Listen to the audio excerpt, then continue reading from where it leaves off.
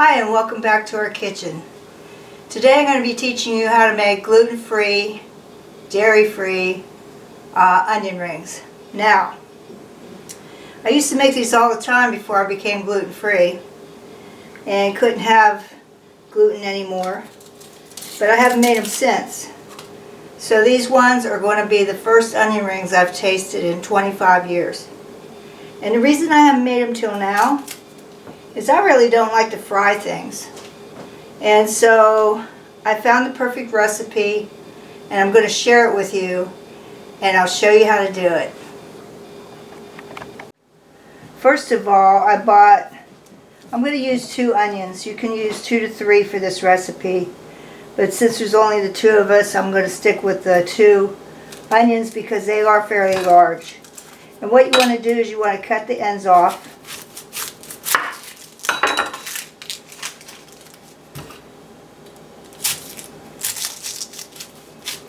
Be careful because onion skin can be fairly slippery when you're cutting into it, and the knife might slip and cut you. And then you want to take this outer layer off of skin,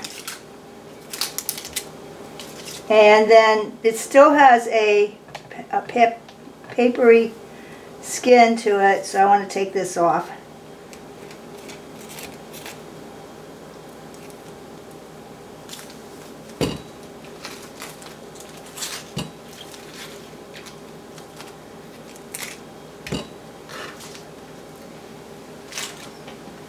Okay, now we're going to cut it in rings, and we're going to go for about 1/4 to 3/4 inch, maybe 1/2 inch.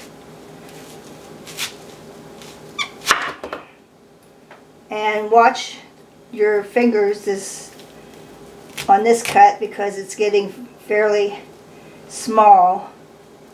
Let me go a little bit this way. And another tip is you can put these in the refrigerator or freezer for a little bit before you start so you won't cry from getting in your eyes. And I'm going to save these smaller parts because they're not really good for rings. Save them and cut them up for my next recipe. Keep them in the refrigerator, and then I'll have diced onions already in there.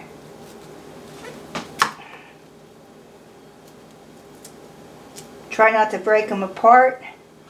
These little things, you can pop the middle out and still use them.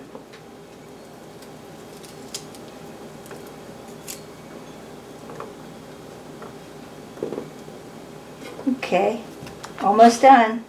Now if you see that you've got one that still has some skin to it, it's not going to make a good onion ring. Get rid of that. You just want the stiffer parts.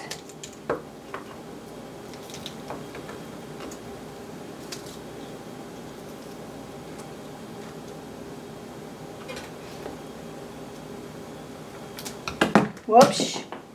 Okay, we're going to take a break and I'm going to make my batter next. Okay, I took our rings and I put them in a bag, and I'm going to put some cornstarch in here. Now what this does is it helps the batter stick to the onion rings. So you want to get that in there, toss it around, maybe let your kids do this. You want to make sure that they're fairly covered.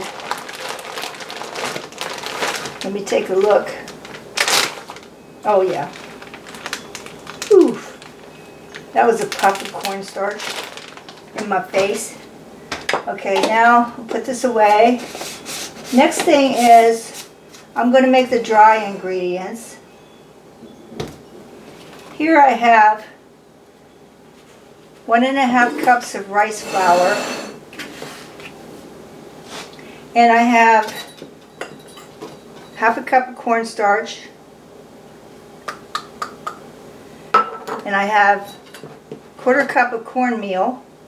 This gives it a crunch. And here I have 2 teaspoons of sweet paprika, 1 teaspoon onion powder, 1 teaspoon of garlic powder, 1 teaspoon of sugar, which I use as sugar substitute, 1 teaspoon of salt. Now, anything but the salt is optional. You don't have to do it. And so I'm going to put that all in here. And I should have a bigger bowl, but I'm going to try to mix this up the best I can.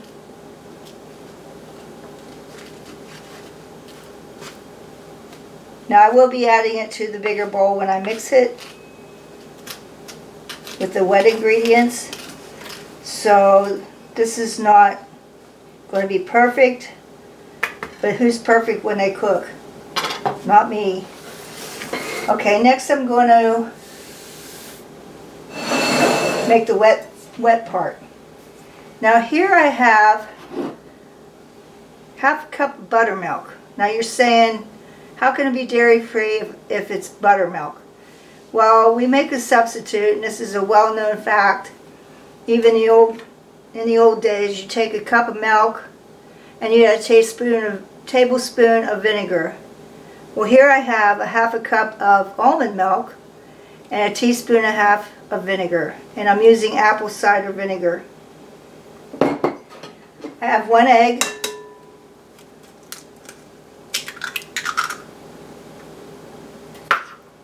And I'm going to put some tonic water in this. And the reason for the tonic water is it has bubbles. I forgot to add that I put a teaspoon of baking powder in the dry ingredients. It says 3/4 of a cup. There we go. Okay, going to take our whisk, mix it up, and next we're going to add our dry ingredients slowly.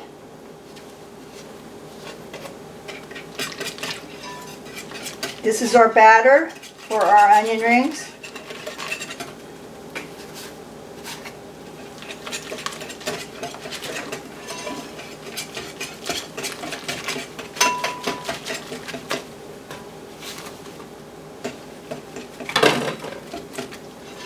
Scrape the sides, make sure you get all the dry stuff and the wet stuff together. Now it's thickening up, that's what we want. We want a thick batter.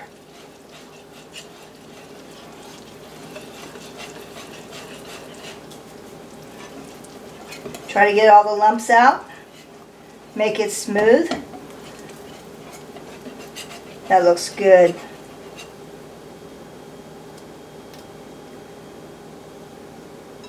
Okay, next we're going to take you over to the stove, and I'll be dipping my onion rings and then frying them for you to show you what it's supposed to look like.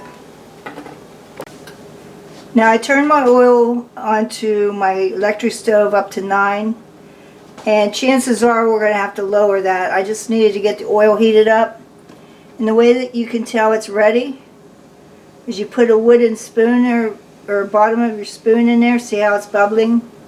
You know it's going to fry now. In fact, I think I might, since it's hot, turn it down to 8. Okay, then we take our onion rings in the cornstarch and we shake them off. See, you can tell that they have a nice coating to them. We're going to put them in our oil.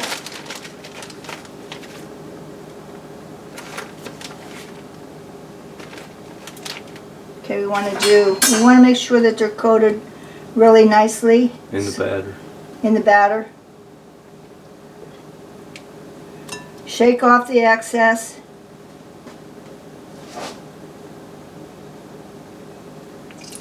Pop them in your oil. Now I'm using a big pan. Use whatever you have, but just make sure you don't crowd your onion rings. You don't want them touching each other.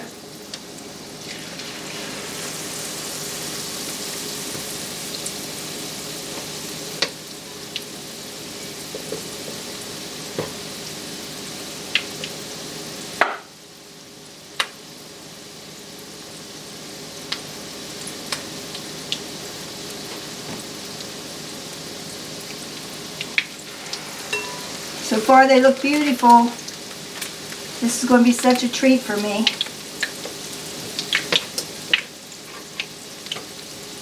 The cornstarch in here will make them crunchy. And that's what I remember about when you get onion rings in a restaurant. It's got that outer layer of cornstarch. Now here I have a rack over top of some parchment paper on my big cookie sheet. And what I'm going to do is I'm going to fry these, put them on the sheet, and then I have my oven going for 275. Pop them in there to keep them warm, and then we would continue to fry our onion rings. Okay, next thing you're going to do, looks like they're frying pretty quickly. And keeping an eye on the temperature. You're supposed to use a thermometer for this, but I don't see a reason why to do that unless you're a new cook where you're scared about the oil. And so this is going pretty good. I think I'm going to lower it down one more. We don't want them to burn. They feel really crispy. Now I'm going to bring these to, they're already brown. I'm just going to let them cook for a couple more seconds. I'm going to skim these little bits out of here because they will burn and they will give a bad flavor to your onion rings. So I have a skimmer over here that I'm going to take those out. Look at that. Oh my goodness. I'm cooking in canola oil. You can use vegetable oil. Nothing real deep like olive oil. You want to keep it really light. So use the oil of your choice. A lot of people would use avocado oil. I just haven't bought any yet. Haven't felt the need to yet.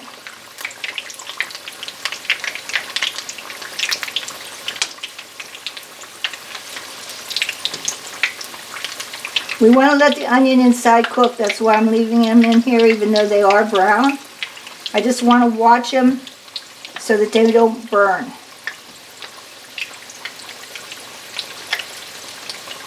Okay, what we're going to do is we're going to keep frying our onion rings and put them on the rack, put them in the oven, keep them warm, continue on, and we'll be back. Will you look at those crispy, crunchy onion rings, gluten-free, dairy-free. I hope you enjoyed this recipe. Like I said, I haven't cooked onion rings since I became gluten-free 25 years ago. So this is going to be a treat for me. And you can adapt the recipe the way you want. I would suggest using the same flours. But if you don't have them, use a gluten-free all-purpose flour substitute instead of the rice flour and all that. But I would suggest to still do the cornstarch, dust your onion rings before you put them in the batter. I'm going to take a taste. And of course, anybody that knows me knows that I have to have ketchup. My mouth's watering.